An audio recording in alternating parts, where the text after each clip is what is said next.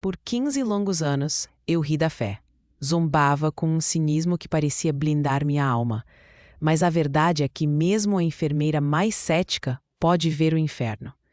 Eu sou a prova viva de que a graça existe, e o que vou contar aqui você jamais imaginou. Minha vida era o hospital. O turno da noite, o cheiro de álcool e antisséptico me impregnava a pele, a roupa. Acostumada ao som constante dos monitores cardíacos, ao bip suave das bombas de infusão.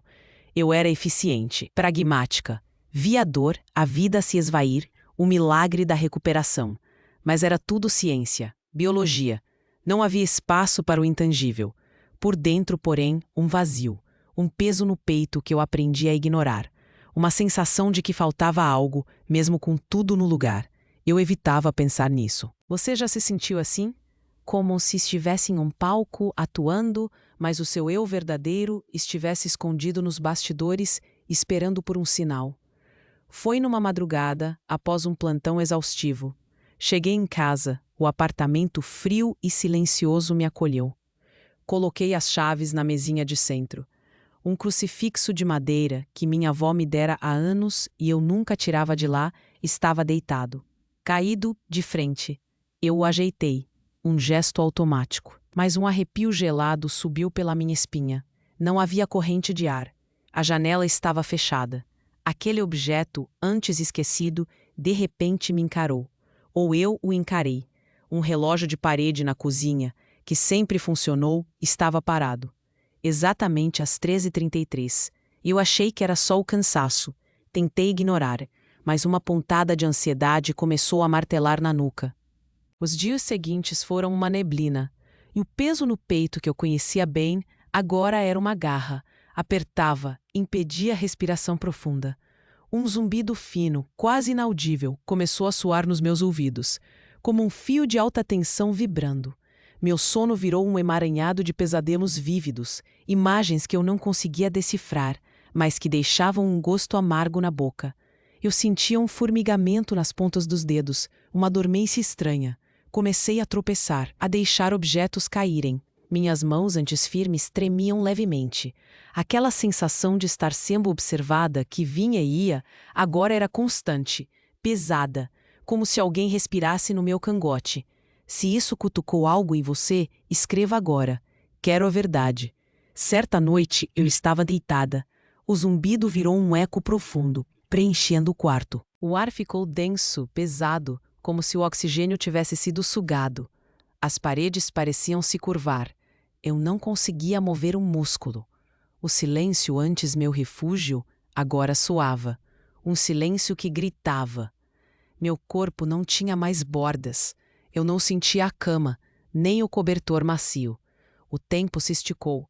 Cada segundo parecia uma eternidade. Eu estava em algum lugar, mas não ali, não mais. Uma névoa fria começou a subir pelos meus pés, abraçando minhas pernas. Eu senti o frio por dentro. De repente, um cheiro. Não era de hospital, era um cheiro de enxofre, de algo queimado, de desespero. Um cheiro que grudava na garganta, que fazia os olhos arderem. A temperatura caiu drasticamente. Um frio que não vinha de fora, mas que penetrava os ossos, congelava a alma. Eu comecei a ouvir vozes. Não eram palavras claras, mas lamentos, sussurros arrastados. Gemidos que pareciam vir de um abismo sem fim. O som era como areia fina raspando um metal enferrujado. Uma escuridão densa me engoliu. Não era a escuridão do quarto, mas uma escuridão que tinha peso, que sufocava. Eu senti o ar rarefeito, a pressão sobre o peito, uma pressão que me impedia de gritar. As mãos suavam frio, enquanto a testa queimava. Aquilo era real. Eu estava lá. Eu estava em um lugar onde o tempo não existia, onde a esperança era uma memória distante. Mas eu ainda não sabia o que era, ou onde. Eu estava em um lugar onde o tempo não existia, onde a esperança era uma memória distante. Mas eu ainda não sabia o que era, ou onde. A escuridão, que antes tinha peso, agora parecia ter textura, como um veludo áspero que envolvia tudo. O cheiro de enxofre se intensificou, misturado a um odor metálico, de algo que apodrecia lentamente. Meus ouvidos, saturados de lamentos, começaram a distinguir vozes mais próximas, sussurros que me chamavam pelo nome. Eu senti o chão sob meus pés. Não era firme, mas uma areia fina, fria, que se movia, engolindo os passos. Comecei a discernir vultos. Sombras que se contorciam. Figuras humanas presas em ciclos infinitos de dor. Vi um homem que em vida fora um comunicador querido, um líder de massas, agora repetindo frases vazias, aplausos ocos que ecoavam sem parar. Seu rosto, antes tão expressivo, era uma máscara de desespero congelado. Ele estendia as mãos, mas não alcançava nada. Outra figura, uma mulher que eu reconhecia como uma artista venerada, presa a um espelho de fumaça, tentando sem sucesso se ver, enquanto o reflexo mostrava apenas o que ela havia escondido. Seu choro era seco, sem lágrimas, e o frio que emanava dela era cortante. Todos ali pareciam carregar seu próprio fardo, uma repetição eterna do que escolheram ignorar em vida. O orgulho cega. Se entendeu o perigo do orgulho, comenta agora. O orgulho cega. De repente, a escuridão pareceu se condensar em um ponto. Uma figura emergiu, não como as outras. Era alta, esguia, e uma aura de malícia gelada irradiava dela, fazendo o ar rarefeito ficar ainda mais pesado. Seus olhos, 2 pontos de brasa vermelha na penumbra, me fixaram. Não havia som vindo dela, mas uma voz perfurou minha mente, clara e cortante como vidro riscando ferro. Então a enfermeira cética finalmente chegou. Pensei que você fosse mais esperta. A voz zombava, um riso sem alegria que ecoava em minha cabeça, me fazendo apertar os ouvidos, mas era inútil. Você negou tudo, não foi? A fé, a graça, a verdade. Tão orgulhosa de sua ciência, de sua razão. A figura se aproximou, e o frio se tornou insuportável, um gelo que queimava a pele. E eu senti o cheiro de enxofre mais forte, quase doce, mas enjoativo. Onde está sua lógica agora, enfermeira? Onde estão seus livros, seus diagnósticos? Ela me cercava, e cada passo dela parecia afundar mais o chão de areia sob meus pés. Você via a dor, mas não a alma. Via o corpo, mas não o espírito. Você é uma farsa, como todos aqui. Eu queria gritar, mas minha garganta estava fechada, apertada por uma mão invisível. Se você já sentiu esse chamado, diga, abre meus olhos. A voz continuava, penetrando cada fibra do meu ser. Você se achava acima de tudo, não é? Superior. A verdade é que você estava tão perdida quanto eles, apenas escondida atrás de um jaleco branco e um cinismo barato. A figura riu, um som que gelava o sangue. Eu senti o peso das minhas escolhas, das minhas omissões. Uma dor aguda, não física, mas existencial, perfurou meu peito. Era a dor da autoenganação, do tempo perdido. O silêncio que se seguia a cada frase era preenchido apenas pelos lamentos distantes e pelo martelar incessante em minha própria mente. Eu me vi, em um piscar de olhos, como a figura do comunicador, repetindo frases vazias e como artista, buscando um reflexo que nunca mostraria a verdade. Eu era uma delas. Eu era o que neguei. Era a minha vez de ficar presa. A figura riu, um som que gelava o sangue. Eu senti o peso das minhas escolhas, das minhas omissões. Uma dor aguda, não física, mas existencial, perfurou meu peito.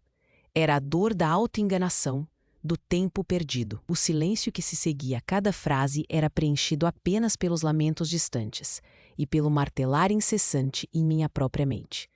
Eu me vi, em um piscar de olhos, como a figura do comunicador, repetindo frases vazias e como artista, buscando o reflexo que nunca mostraria a verdade. Eu era uma delas. Eu era o que neguei. Era minha vez de ficar presa.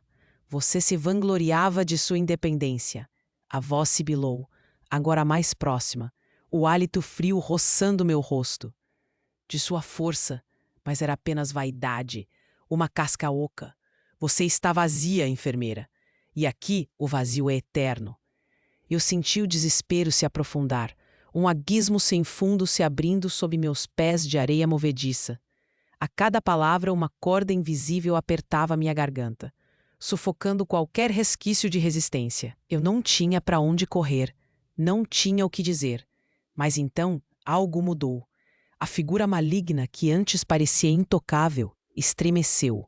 Um brilho suave, quase imperceptível a princípio, começou a surgir na escuridão mais densa, como uma estrela muito distante. Era um brilho quente, que trazia consigo um cheiro de rosas frescas, um aroma que cortou o enxofre e o metal podre, purificando o ar. Aquele frio que me queimava por dentro começou a ceder, substituído por um calor brando e reconfortante. A voz maligna engasgou, recuou um passo, depois outro. Não, não pode ser. O tom, antes zombeteiro, agora era de pavor. O brilho se intensificou, revelando uma forma, não de luz ofuscante, mas de uma presença serena, envolta em um manto azul claro que parecia feito de nuvens. Não vi um rosto, mas senti uma paz profunda, uma ternura que abraçava, mas que também carregava uma força inabalável. Uma melodia suave, como um cântico de ninar, preencheu o espaço, silenciando os lamentos e o zumbido infernal. Então, uma voz, não na minha mente, mas no meu coração. Clara, calma, mas com uma autoridade que fez o chão de areia sob meus pés se firmar. Filha, a graça sempre esteve à sua espera. Cada palavra era um bálsamo. O amor é a única ciência que realmente cura. E por fim, volte, eu te guardo. Não eram palavras de condenação, mas de convite, de um amor que eu havia rejeitado por tanto tempo, agora oferecido sem reservas. Eu senti uma lágrima escorrer pelo meu rosto, a primeira em anos. Não era de tristeza, mas de um alívio avassalador. Uma compreensão que doía na alma, mas que ao mesmo tempo a libertava. Eu entendi. Entendi que toda a minha lógica, toda a minha ciência não podia explicar o que estava acontecendo. E pela primeira vez, eu me rendi. O veredito pesava. Não o da figura maligna, mas o da minha própria consciência. A clareza era um golpe, um espelho que me mostrava cada erro, cada orgulho, cada negação. Mas junto com a dor vinha a graça. Uma graça que não merecia, mas que me era dada. Eu senti o peso do meu cinismo, da minha cegueira, mas também a leveza de um perdão que não pedia nada em troca, apenas a aceitação. Aquele instante, aquela voz, reordenou tudo. Minha vida, minhas prioridades, meu vazio. Tudo se encaixou. Eu senti meus músculos relaxarem, a pressão no peito diminuir. O cheiro de rosas permaneceu, um lembrete doce e firme. Se você está comigo até aqui, diga, a verdade liberta. Eu sabia que de alguma forma eu estava voltando. A névoa fria começou a descer, não mais para me engolir, mas para me guiar. As luzes miúdas do meu quarto começaram a piscar na minha visão periférica, como estrelas distantes. A consciência que continuava pesando agora não era de condenação, mas de uma responsabilidade recém-descoberta. Eu abri os olhos. O teto branco do meu quarto estava lá, familiar, mas diferente. As luzes miúdas do abajur, que eu havia deixado aceso, pareciam mais brilhantes, mais vivas. O ar, antes denso e sufocante, agora era leve, mas ainda carregava um resquício do cheiro de rosas, suave e persistente. Eu sentia a textura do meu lençol de algodão, o peso do meu corpo sobre o colchão macio. Era real. Eu estava de volta. Mas a experiência, aquela descida ao abismo e o toque da graça, havia deixado marcas, não físicas, mas profundas na alma. A consciência pesava, sim, mas agora era um peso de verdade, de um conhecimento que não podia mais ser ignorado. Levantei-me devagar. Minhas pernas estavam um pouco bambas, como se tivessem corrido uma maratona. Caminhei até a mesinha de centro. O crucifixo da minha avó estava lá, agora de pé, como se nunca tivesse caído. Mas eu sabia a verdade. Eu o peguei nas mãos. A madeira fria, antes apenas um objeto, agora parecia pulsar com uma energia silenciosa. Um objeto simples, mas que carregava um significado que eu havia negado por anos. Senti uma vontade incontrolável de chorar, não de tristeza, mas de um alívio que esvaziava o peito. Aquele vazio que eu carregava, aquele incômodo silencioso, agora tinha um nome: a ausência de Deus. O sol começou a entrar pela janela, um brilho dourado que inundava o apartamento, dissipando as últimas sombras da noite e da minha própria escuridão. Eu respirei fundo. O ar fresco da manhã, o canto dos passarinhos lá fora, tudo parecia novo, recém-criado. Meu mundo, que eu acreditava dominar com a lógica e a ciência, havia sido virado de cabeça para baixo, e eu percebi que a verdadeira ciência, a que eu buscava, era do coração. Se você acredita que a consciência continua, escreva: eu acredito. Naquele dia, minha rotina mudou, não de forma drástica, de uma vez, mas em pequenos gestos. Ao invés de ligar a TV para o noticiário, eu peguei a Bíblia que minha avó me dera, empoeirada na estante. Abri um salmo qualquer e comecei a ler. As palavras, antes letras mortas, ganharam vida, um sentido que ressoava com a voz que ouvi. O cheiro de papel velho misturava-se ao aroma de café fresco. E pela primeira vez eu saboreei a quietude da manhã. No hospital, meu olhar para os pacientes não era mais apenas clínico. Eu via a pessoa, o sofrimento, a esperança por trás dos exames e dos diagnósticos. As mãos que antes tremiam agora encontravam uma nova firmeza. Não pela técnica, mas pela compaixão. Comecei a falar mais com as famílias dos pacientes, não apenas sobre a doença, mas sobre a força, sobre a fé que muitos deles carregavam. Eu me pegava buscando histórias, ouvindo com uma atenção que nunca tive. Aquele cinismo que me blindava derreteu. Eu me importava. E era cansativo, sim, mas um cansaço que trazia uma paz estranha. As conversas que antes eram superficiais sobre tempo ou o trabalho, agora se aprofundavam. Eu me abria, contando pequenas partes da minha jornada, sem medo do julgamento. As pessoas percebiam algo diferente em mim. Um brilho nos olhos, uma calma na voz. Minha relação com minha família também se transformou. Liguei para minha mãe, coisa rara, e não para falar de trabalho, mas para perguntar como ela estava de verdade, para ouvir sobre as pequenas alegrias e tristezas do dia dela. Eu passei a visitar minha tia-avó, uma mulher de fé inabalável, que sempre me incomodou com suas preces. Agora, eu sentava ao lado dela, pedia para ela me contar as histórias dos santos, sobre Nossa Senhora. O cheiro de incenso em sua casa, que antes me sufocava, agora trazia uma sensação de conforto, de algo sagrado. Eu percebi que a graça não estava só nos momentos grandiosos, mas nos detalhes, na paciência, no carinho que eu havia negligenciado. Se essa decisão é sua, escreve: Jesus, eu te escolho. Comecei a olhar para o que eu consumia. Não só comida, mas informação, entretenimento. Aquelas séries e filmes, cheios de cinismo, de escuridão, que antes me atraíam, agora pareciam vazios, sem sentido. Eu buscava algo que alimentasse a alma, não que a esgotasse. Minhas compras, antes focadas em objetos que me dessem uma falsa sensação de status, agora eram mais conscientes. Eu pensava no real valor, na necessidade.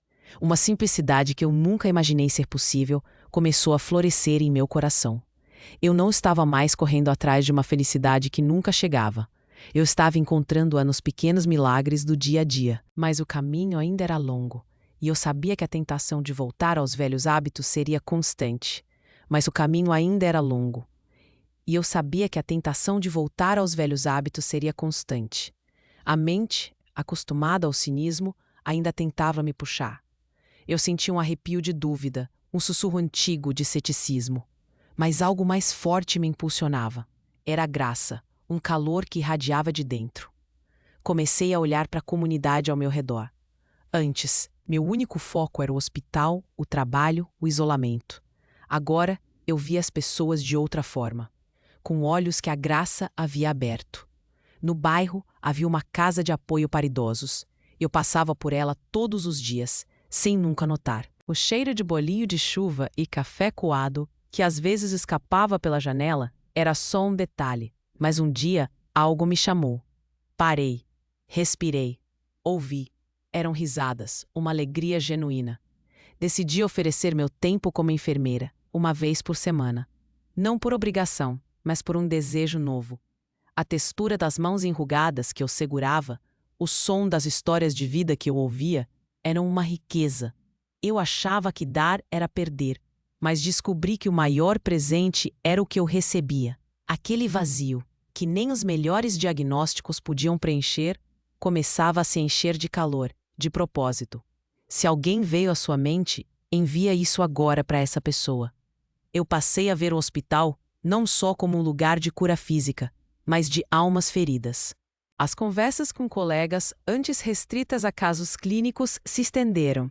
Eu falava da importância de um olhar mais humano, de uma palavra de conforto. Muitos riam, outros silenciosamente ouviam.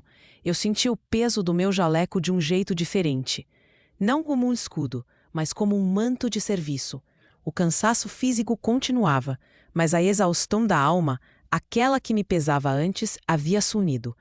Era como se uma fonte de energia nova tivesse sido ligada. Minha devoção, que sempre fora motivo de deboche, agora era meu refúgio. Eu comecei a frequentar uma pequena capela perto de casa.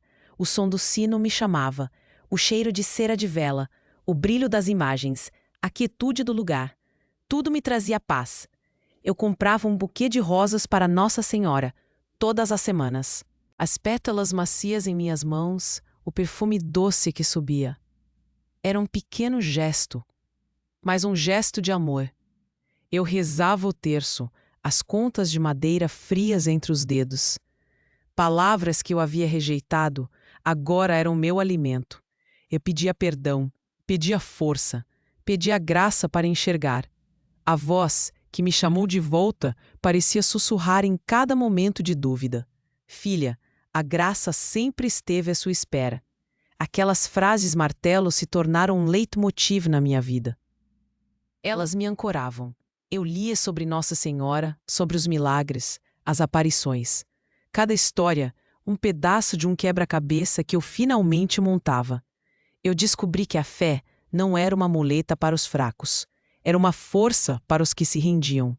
Uma força que te ergue, que te liberta. Se você valoriza relatos sem maquiagem, inscreva-se para caminhar comigo. Eu não prometo que a vida se tornou um mar de rosas. As dificuldades continuaram. Os desafios eram diários, mas minha perspectiva mudou. O peso das escolhas, antes esmagador, agora era diferente. Era um peso de responsabilidade, sim, mas também de esperança. A graça não tirou meus problemas. Ela me deu olhos para vê-los de outra forma e força para enfrentá-los. Eu não estava mais sozinha. Eu sentia uma presença que me acompanhava, que me guiava. Talvez você, que me ouve agora, esteja pensando: ah, mas essa é só mais uma história. Um conto de fé para quem precisa. Eu entendo o cinismo. Eu o vivi por 15 anos. Eu o respirei. Você pode ter suas próprias dúvidas, seus próprios questionamentos. Talvez sinta um vazio parecido, um incômodo silencioso que você também tenta ignorar. Você já se viu preso em seus próprios padrões?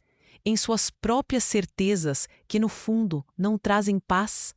A verdade liberta, mas antes ela incomoda, ela cutuca. E se esse cutucão for real? E se essa história que eu vivi for um espelho para algo que você também precisa ver? Não falo de um milagre espetacular, de algo que vai tirar todos os seus problemas da noite para o dia. Falo de uma transformação interna, de uma clareza que dói, sim, mas que também liberta. Você tem coragem de olhar para o seu próprio vazio, para as suas próprias negações?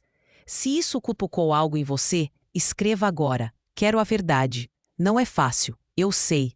O orgulho grita, a mente tenta racionalizar.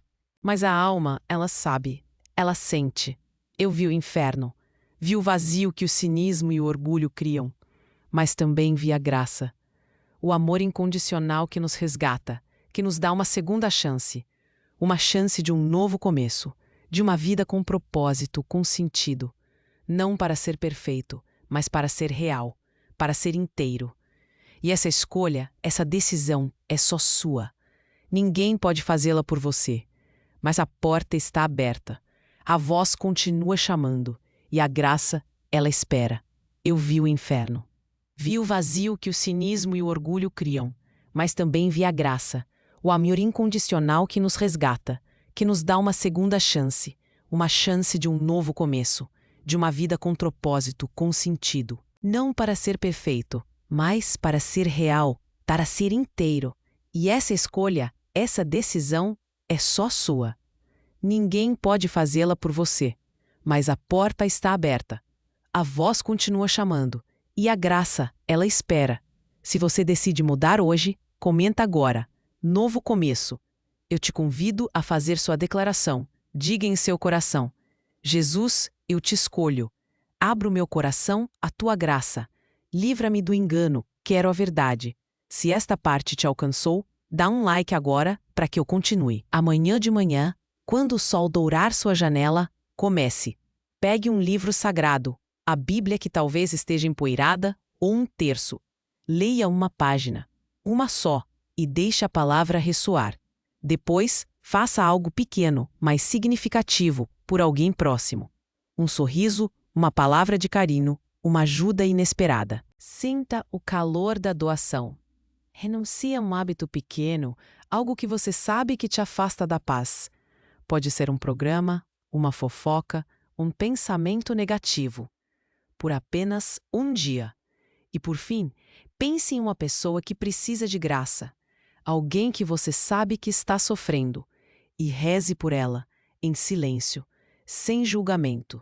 A graça é um caminho, um que se desdobra a cada passo. E se você busca mais clareza sobre como a humildade pode ser a maior força, não perca o próximo relato do Testemunhos de Nossa Senhora. Lá, uma líder carismática que parecia ter todas as respostas descobriu que o maior poder está na humildade de não saber. Uma falsa luz pode enganar, mas a humildade sempre revela a verdade. Te espero lá.